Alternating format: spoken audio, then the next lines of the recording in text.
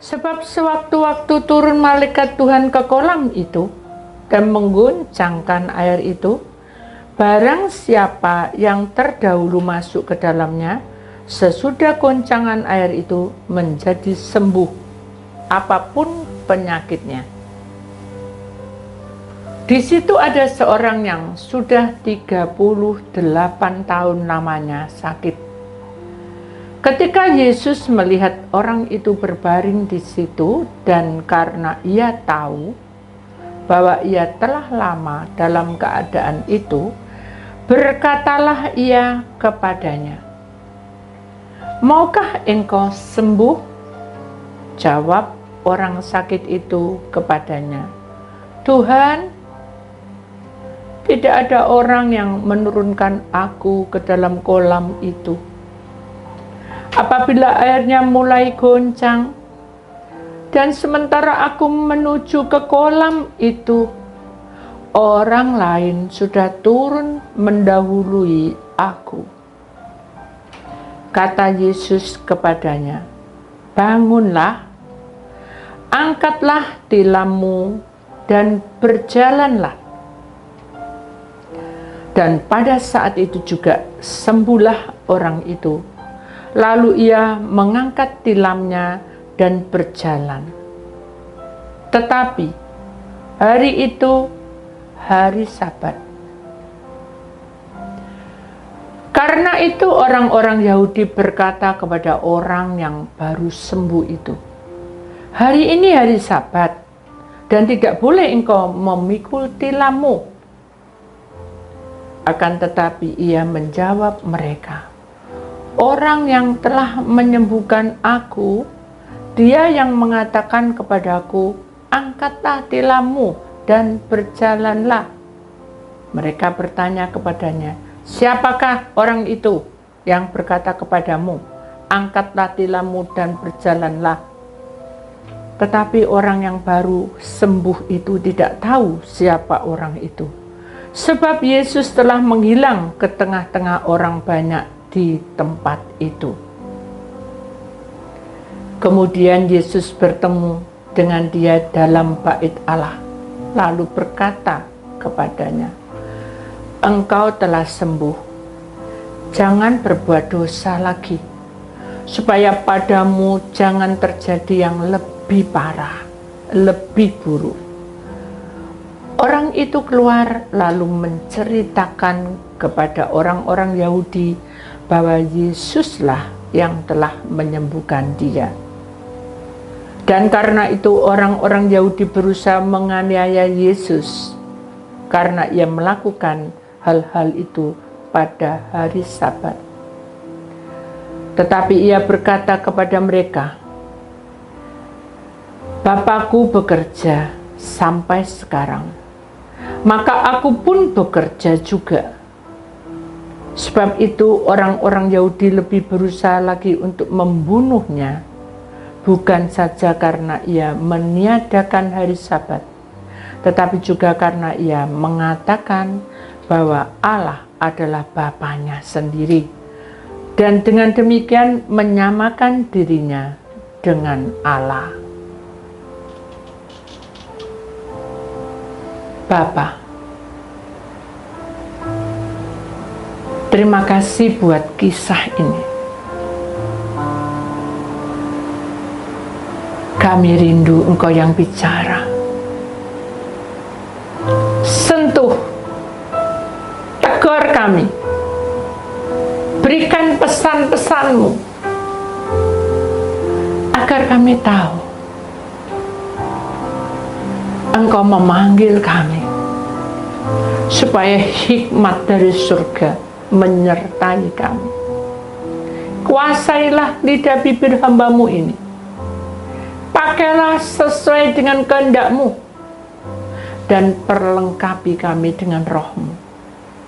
Maka di dalam nama Tuhan Yesus Kristus, maka yang percaya mari kita sama-sama berkata, amin. Beri kemuliaan kepada Tuhan. Silakan duduk kembali. Salam. Puji Tuhan. Saudara, tema hari ini adalah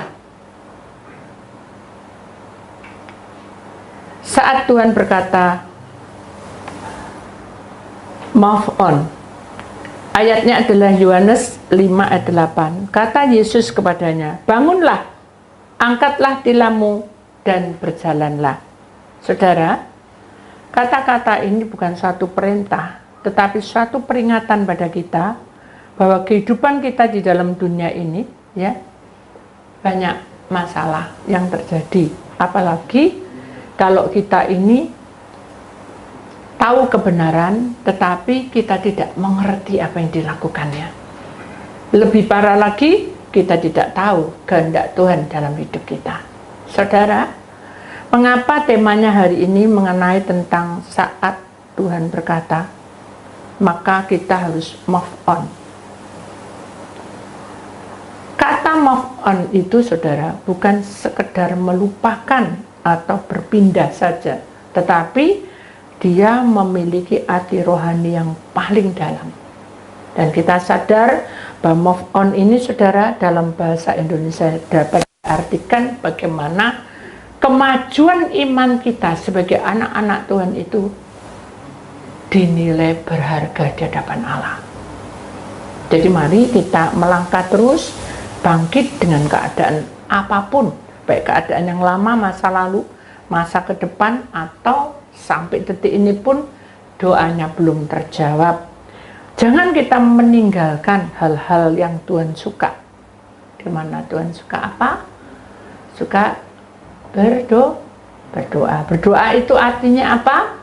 Bercakap-cakap dengan Tuhan. Lalu mengapa kita harus memuji-muji Tuhan?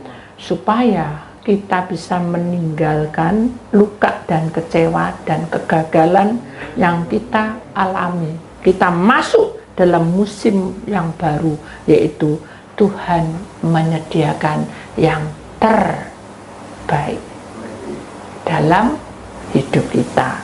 Mari kita membangun diri kita, kondisi kita, apapun yang terjadi. Kita harus berhenti untuk nyamankan diri dalam posisi yang tertempuruk pun, dalam posisi yang tidak menyenangkan pun. Kita tidak boleh datar, saudara, tapi kita harus move on. Kenapa? Karena bangunan yang kita punya itu kita harus angkat tilam. Tilam itu ada masalah. Angkat masalahmu, tinggalkan tempat yang lama, dan jadilah indah di pemandangan Allah. Kenapa? Karena kelemahanmu, traumamu, dalam kebiasaan alasan kamu untuk melakukan jadi pelayan Tuhan, jadi kepala rumah tangga, jadi kepala pekerjaan, apapun yang kamu lakukan, saudara, itu harus mulai hidup pembaruan, ya, bertindak melangkah dengan iman. Mengapa kok seperti itu? Kita perhatikan kisah penyembuhan hari Sabat di kolam Bethesda. Sudah tahu? Orang tua ini sudah berapa lama, saudara? Halo? Sudah berapa lama? 3? Berapa? Nah, 38 hari apa 38 bulan apa? Tahun loh, saudara. Tahun loh. Berarti dari muda sampai tua, kan gitu ya. Dengan posisi seperti itu, dia tetap tekun menunggu goncangan kolam Bethesda itu. Saya bisa bayangkan. Makan yang di situ, itu yang di situ, pokoknya semua di situ. Karena dia kalau meninggalkan tempat itu, ya saudara, dia tidak akan bisa masuk dalam goncangan-goncangan. Kalau goncangan itu masuk yang pertama itu baru sembuh. Lah dia baru jalan tadi kan ditanya sama Tuhan toh, ya. How much see nama? Oh, nama. Maukah engkau sembuh? Jadi saudara, kita bisa melihat dengan kisah ini bahwa pemulihan dalam hidupmu, berkat dalam hidupmu, keperluan yang kamu alami tidak hanya di dalam bait suci saja, tetapi di saat kamu menghadapi masalah di luar, di rumah, bahkan di pekerjaan, itu adalah tanda bahwa Tuhan akan melawat kamu. Karena sudah sekian lama kamu berdoa belum terjawab. Marilah kita belajar seperti Bapak yang tua ini 38 tahun. Dia tidak pernah marah, mengeluh, tetapi dia membuka hati. Bahkan ditanyai Tuhan pun dia tidak tahu kalau itu Tuhan. Dia ditanyai dengan tenang juga dia jawab, ya aku mau, tapi ya apa ya caranya? Itu intinya bahasa sehari-hari. Aku baru gerak berapa langkah orang sudah nyemplung dulu, masuk dulu. Jadi kasarannya dia tuh sudah tidak bisa, tidak mungkin gitu kasaran. Tapi dia tetap menunggu 38 tahun. Jadi ini satu proses di mana langkah kita di luar kemampuan orang ini bertahan. Kenapa? Karena dia percaya kebenaran. Dia tidak percaya kolamnya, tetapi dia percaya bahwa malaikat di atas sana akan turun memberikan zaman dalam hidup kita. Amin. Kita sadar bahwa hidup dalam dunia ini kita tidak bisa, saudara, berandai-andai lagi. Kita jangan menunggu nanti. Atau kita sibuk. Atau kita bingung sendiri, ya. Atau kita juga, apa ya orang bilang? Kalau orang bilang tuh berontak sendiri. Nah, itulah yang membahayakan. Tuhan tidak akan bisa berjumpa dengan kita. Seperti orang tua tadi, Yesus melihat dia berbaring di situ dan ditanyai, maukah engkau sembuh? Tetapi orang tua ini tadi, dia tidak mengeluh. Dia cuma hanya berkata bahwa, ya apa loh Tuhan, tidak ada orang yang bantu aku. Tapi ya enggak apa-apa, kasarnya gitu. Aku yang nerima, memang aku kayak gini apa adanya. Intinya kayak gitu. Tetapi dia penuh dengan percaya dengan iman bahwa malaikat itu nanti suatu saat memberikan kesembuhan lewat kolam Bethesda. Makanya dengan iman itulah kata Yesus kepadanya, bangunlah, angkat tilam dan berjalanlah. Itu sesuatu yang membuat kita ngerti bahwa iya ya, aku sudah puasa, sudah pengurapan, sudah doa-doa, mungkin gitu ya saudara, ini kasarannya tak lengkapi semua. Tapi kita belajarlah seperti orang yang 38 tahun ini, tetap tekun, tetap tidak merubah semuanya, tetap bertahan dia. Dari situlah kehadiran Tuhan datang menjumpai. Maukah kita berjumpa dengan Yesus? Mau. Tapi caranya apa? Ya tadi berdoa, mengucapkan syukur dari hidup kita yang kita tidak sempurna itu, saudara. Ada satu nyanyian di sini yang saya juga suka di sini ya, lagunya saudara ya.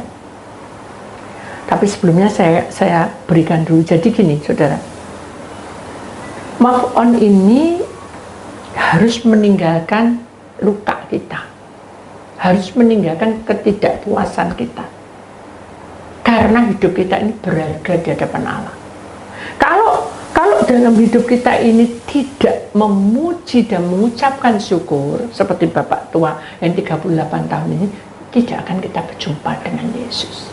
Makanya di sini nyanyian, pujian dan syukurku apa? Ku bawa padamu dengan rendah hati, ku persembahkan. Apalagi saudara? Sadar bila ku ada hanya karena anugerah, bukan karena kekuatanku. Setiap kali saya nyanyi lagu ini saudara, saya merasa tidak ada artinya apa-apa. dibanding dengan kematian Tuhan, dibanding dengan cintanya Tuhan yang tidak pernah putus dalam hidup kita. Buktinya apa? Dari seorang rahim, seorang mama, seorang ibu, keluarlah kita, saudara. Dengan kondisi jatuh bangun, mungkin kita sakit-sakitan. Seorang mama sudah mendapatkan, bukan wangsit tuh, mendapatkan hikmah. Aku harus bertanggung jawab terhadap anakku, karena anak ini adalah titipan Allah. Sampai kita menjadi sekolah, langsung jadi remaja, dewasa, liku-liku tuh ada saja. Pernahkah saudara merasakan bahwa Tuhan sudah menolong saudara berkali-kali? Halo? Amin? Amin? Kok sedikit ya? Amin? Iya. Tuhan itu tidak pernah sedetik pun meninggalkan kita. Dia selalu ada di dekat kita. Apalagi kalau kita ini terluka. Tahu terluka? Loro hati itu, saudara. Tahu terluka lagi? Kita tidak ada harganya. Apalagi terluka?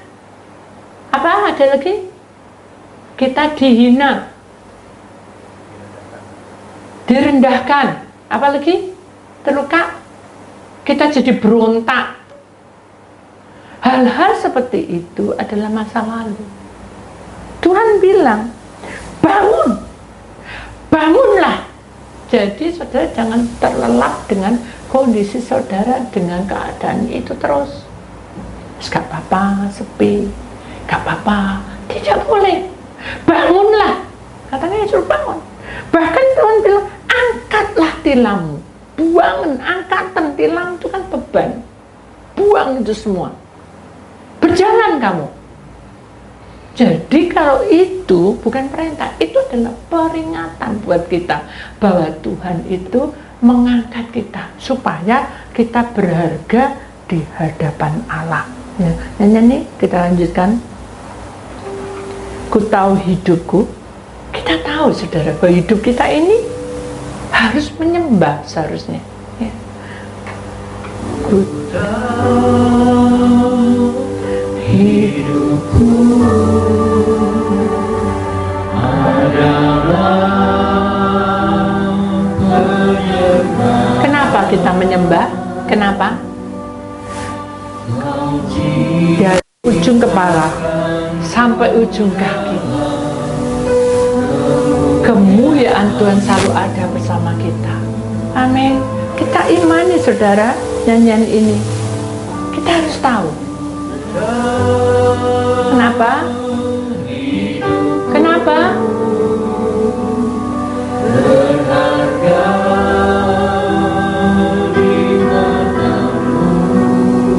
Tuhan itu luar biasa. Terima kasih.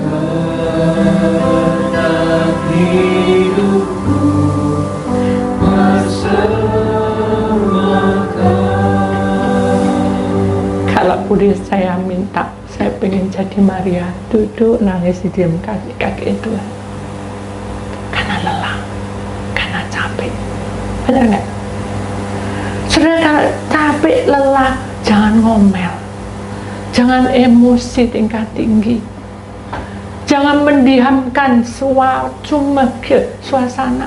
Ciptakan suasana itu menjadi indah di pemandangan Allah, bukan menjadi indah di pemandangan suami, anak, mantu. Percuma, bocek, itu manusia. Tapi kita punya tanggung jawab. Intinya seperti itu.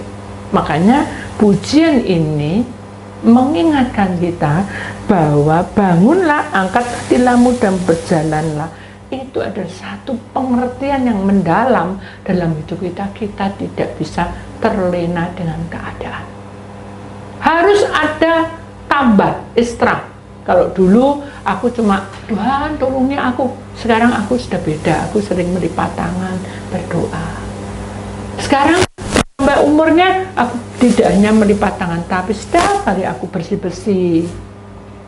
Tuhan, lindungi ya saya, bersih-bersih. Nyanyi-nyanyi, hari ini harinya Tuhan, jangan perempuan tinggi keluar semuanya kamu lah. Ya, bisa saudara. Jadi rumahmu tidak membawa berkat. Jangan. Mari kita hidup di dalam pembaruan itu harus ciptakan suasana yang aku gak kuat bu, aku gak kuat bu. Tuhan itu lo bisa mengirim malaikat. Benar nggak? Tapi mana? Jangan minta bukti. Tapi rasakan dalam nafasmu ada pimpinan Tuhan. Kirimkan aku Tuhan. Apa? Malaikat penghibur hati. Kenapa? Agar tentram jiwaku ini. Kenapa? Untuk jalani hidupku. Loh, ini janji Tuhan loh. Ini bukan asal nyanyi toh, tapi ini penggenapan. Jadi kalau kita tuh masuk benar-benar, maka kita tahu bahwa pimpinan dan bimbingan Tuhan itu selalu ada. Kalau kita punya kesalahan apa? Nah, ini sudah. Ampuni aku Tuhan. Terus dalam dosaku. Kenapa? Lepaskan semua ini. Kenapa? Derita yang ku rasa. Jadi kalau kamu terus menyimpan luka, menyimpan kebencian, menyimpan tidak pas, dosa itu makin menumpuk, saudara. Makanya nyanyian ini memang benar. Pujian itu mengangkat kita. Benar, kalau kita tidak minta ampuni aku Tuhan, aku benci dengan si A. Ampuni Tuhan, aku tidak suka sama si B. Ampuni Tuhan, aku terus jadi salah-salahan terus. Ampuni Tuhan. Kalau kita minta ampun sama Tuhan, saudara, kita ini akan lepas dari penderitaan. Bukan tuh, wah aku bahagia. Tapi kita akan merasa tenang, lebih nyaman. Amin. Kita harus sadar bahwa Tuhan itu ada bersama dengan kita, supaya perjalanan hidup kita ini berkenan di hadapan Allah. Itulah saudara yang harus kita ingat baik-baik, bahwa janji Tuhan di tengah-tengah umatnya itu luar biasa. Sebelum saya tutup, saya akan mengambil satu kesaksian. Ada dua orang yang setia, sama-sama melayani, sama-sama cinta Tuhan. Dua orang ini selalu sepakat, ya. Kemana-mana pelayanan juga selalu sepakat. Satu hari dia itu dilukai dengan salah satu jemaat yang sudah sepuh, sudah tua, yang namanya orang tua, saudara. Seru wewete pol-polan, betul enggak? Aku mau tanya, oh ya, di tempatku tuh ya apa ya caranya supaya aku tuh punya mesbah doa. Nah, yang temennya satunya, oh enggak apa-apa, buat toai kamar satu tuh buat doa. Oh sudah. Nah terus, ya sudah, akhirnya ya sudah tak buat, no. Tapi aku bingung, kok Tuhan belum datang. Enggak seperti itu. Kamu kalau ibu kalau buat mesbah itu ya enggak apa-apa, kasih aja meja. Oh sudah, tak kasih meja sudahan. Oh ya enggak apa-apa. Terus ya tapi aku enggak dapat apa-apa. Aku sudah 1 tahun lebih itu sudah tak buat, no, kayak gitu. Wah kayaknya ada yang salah itu temennya yang satunya. Ya udah kita ke sana. Datang kita, besok namanya ke sana. Ditunggu-tunggu ada 2 jam lebih, gak datang ibu tadi, ya kan? Begitu ibu, akhirnya datang ibunya, wah lego nih. Udah, kamu nunggu, maaf ya. Mau masuk ke tempat ruangan itu kunci nih, nggak ada, saudara.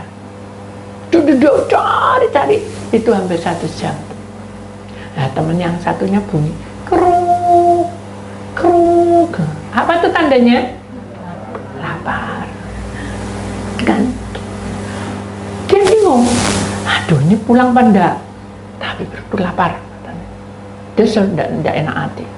Cuma ini dilayani tambah sisi cek no gitu. Terus yang satu, jangan kayak gitu kamu.